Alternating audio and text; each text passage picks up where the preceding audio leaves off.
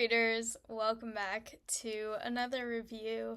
I'm very excited about this book. I had so much fun reading it.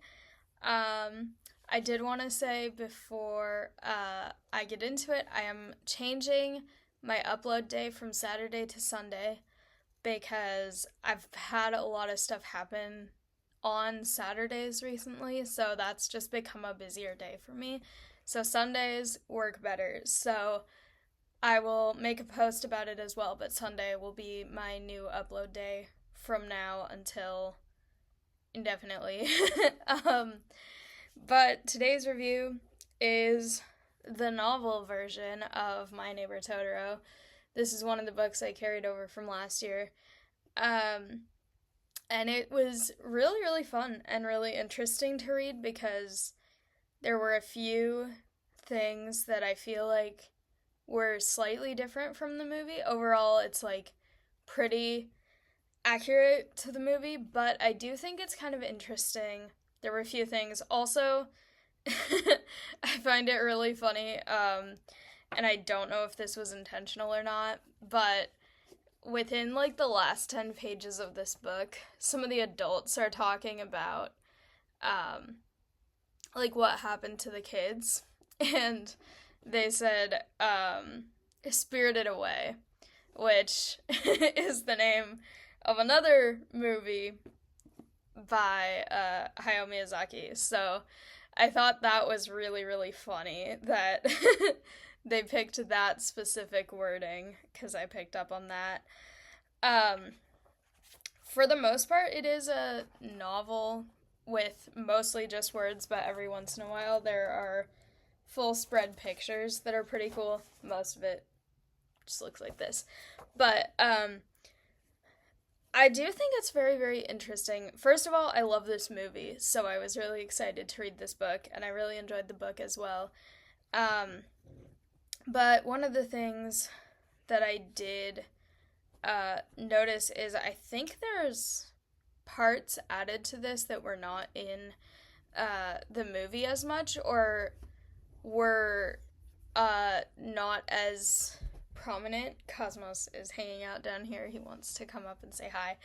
But I think it was interesting because there was more context to like where the family lived before. And there's a whole scene where they go home, or not home, but they go back to Tokyo and stay with their aunt and stuff, which is something I don't think was in the movie. It's been a couple years since I saw this movie, and so I'm not 100% positive about that. Cosmos wants attention, so here he is. Hi. But that was an interesting detail because I don't remember that from the movie. But it was kind of interesting to see that sort of insight into them. I also think it's interesting because in the movie, I feel like the implication is more from like the kids' perspective. And what I mean by that is like in the movie, you're left feeling like everything that happens in it really did happen.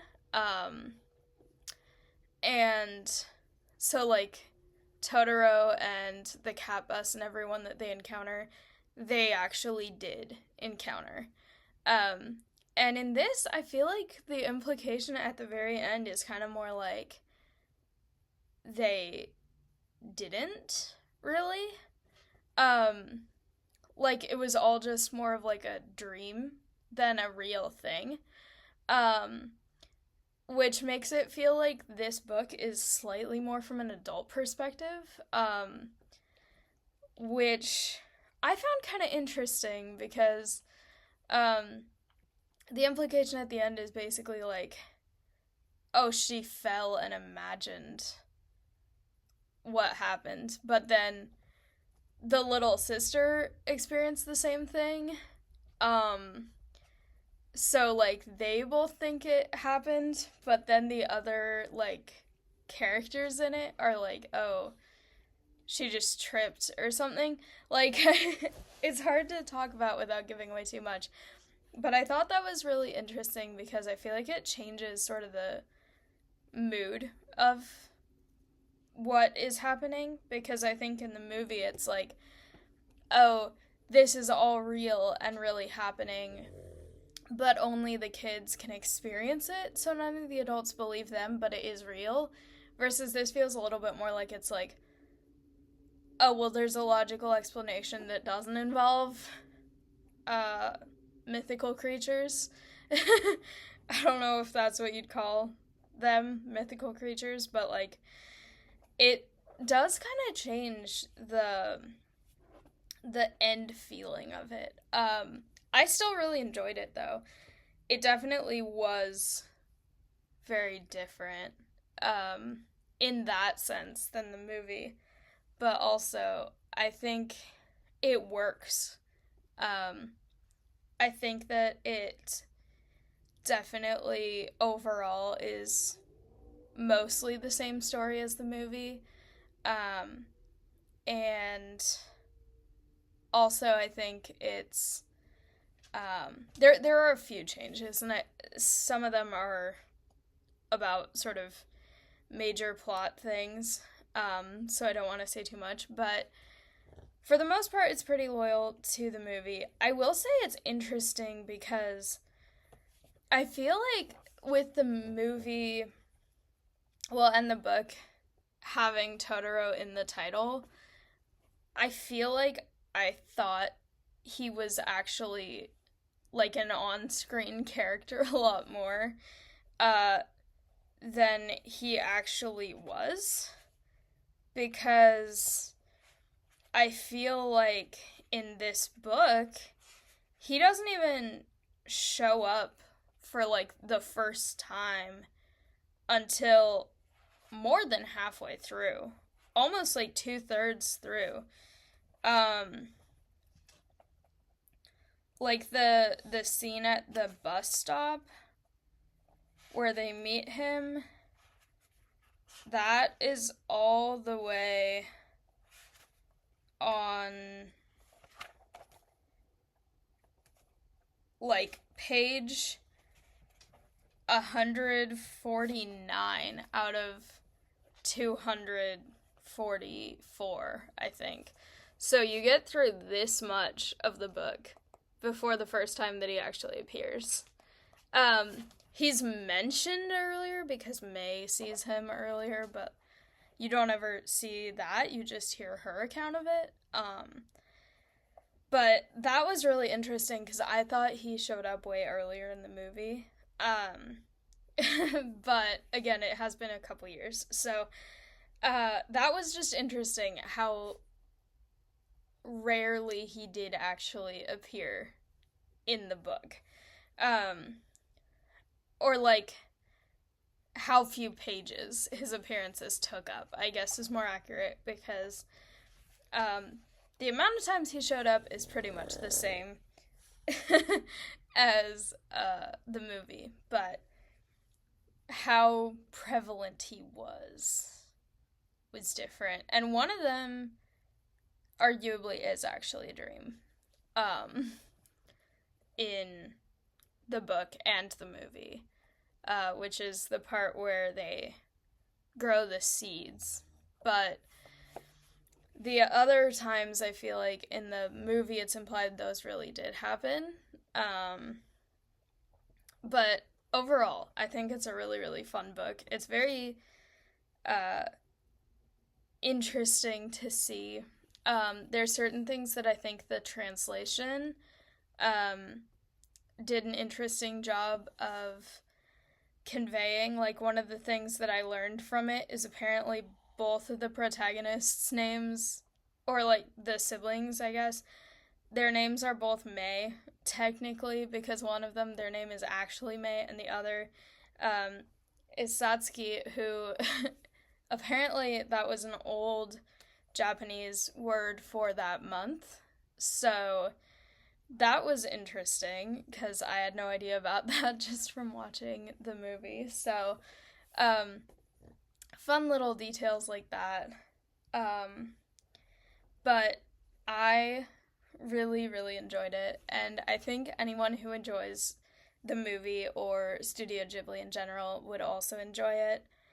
Um, Cosmos is really sleepy right now, so he's trying really hard not to fall asleep, but he's also kind of melting. But yes, I highly recommend it, and I think it's again a good uh, book for all ages. I think the uh, writing, like, it is a lot of words on a page, but it's like simple enough. I think younger kids could read it if they're starting to read like chapter book type things. But also, it's a really good book to have as something a parent or guardian or whoever would read to a kid, um, because it's just really fun. And I think it's interesting to see the dynamic between the siblings written out in this form, too, because it's very different than um, what you see in the movie, because you get more of the sort of internal thoughts about it. Um, but yeah, it's very good. I highly, highly recommend it. Um, Also, these are new. I mentioned I meant to mention that earlier, but I put them up in my little reading corner, so it kind of fits with this because Totoro makes greenery thrive, and now I have ivy vines next to me. Cosmos is quietly growling because the kittens in the other room just crashed something, so he heard them.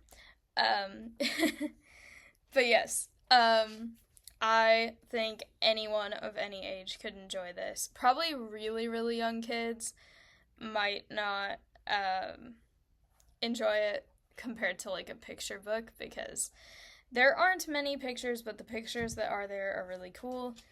Um, but also adults could enjoy it too. I definitely did. And everyone who likes Studio Ghibli and this movie in general, I'm sure would like this book. So, um, this was a little bit of a shorter review than some of the ones that I do.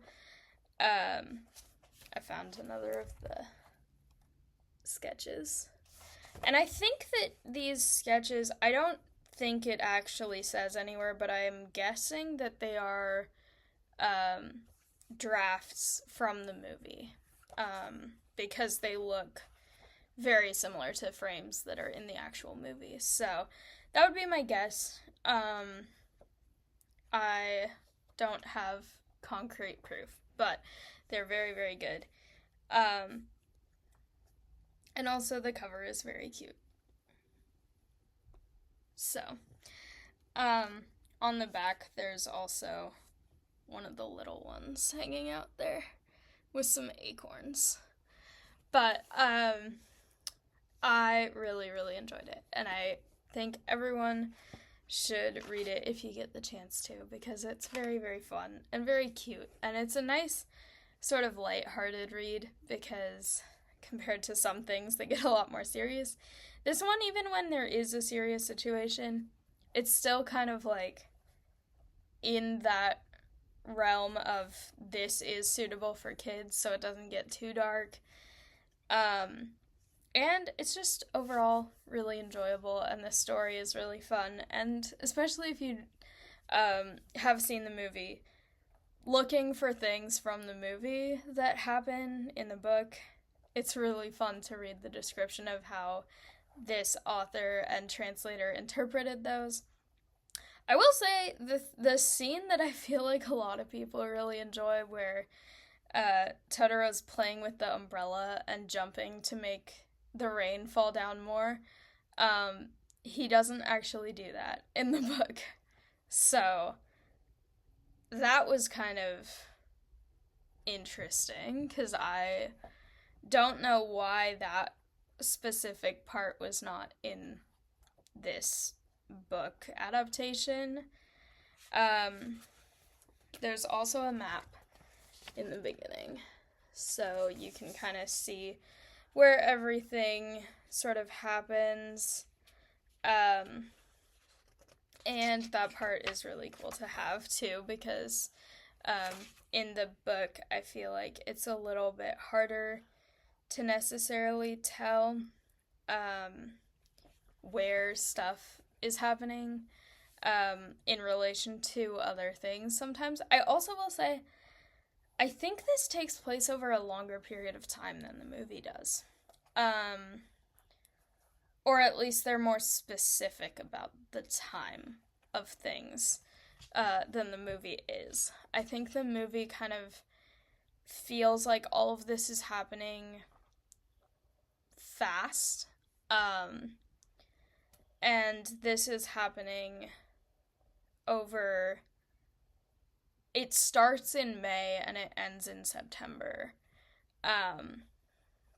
So I think that's kind of an interesting detail, is getting actual concrete temporal duration of the story. But again, I highly recommend it. I think anyone could enjoy it. And I hope you do if you read it. If you've read it or watched the movie, let me know. And hopefully don't give too many plot spoilers. But also, if you haven't yet, please subscribe. One of my goals for this year is to reach 500 subscribers on this channel. So if you haven't yet, please consider subscribing, because it would really help me out. And let me know what you're reading, because I would love to hear what you're enjoying in the comments. And keep reading. Bye!